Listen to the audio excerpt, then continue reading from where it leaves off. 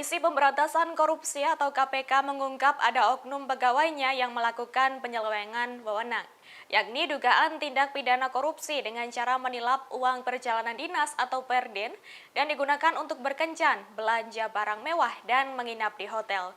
Adapun pelaku merupakan admin di Kedeputian Penindakan dan Eksekusi berinisial NAR mengantongi Rp550 juta. Dilansir dari Tribun News pada Rabu 28 Juni 2023, peristiwa itu terjadi dalam rentang waktu Desember 2021 hingga Maret 2022. Di situ diketahui pelaku berhasil menyelewengkan dana sebesar Rp550 juta. Dikatakan NAR sang pelaku memanipulasi uang akomodasi hingga uang jatah makan.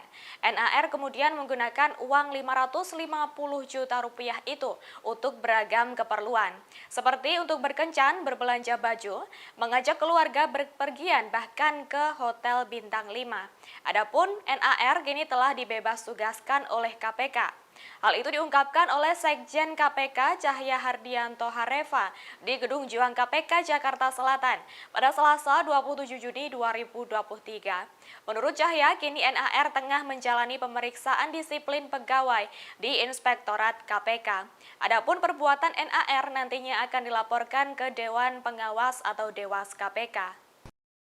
Itu dilihat dari prosesnya seperti itu. Kemudian kenapa juga ditangani oleh KPK? Karena kami ingin benar-benar melihat secara jelas seperti apa praktek itu. Karena kami ingin atau tidak ingin hal ini itu terjadi kembali.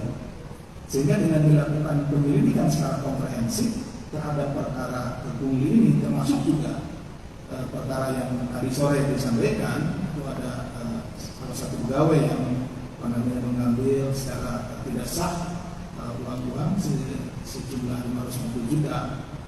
Itu kita lakukan juga upaya sama seperti itu. Jadi kita tangani supaya lebih jelas dulu seperti apa. Seperti itu. Jadi dua perkara ini ditangani dulu di kita, baik yang Rp550 juta maupun yang perkara terkait punglinya yang di rutan KPK.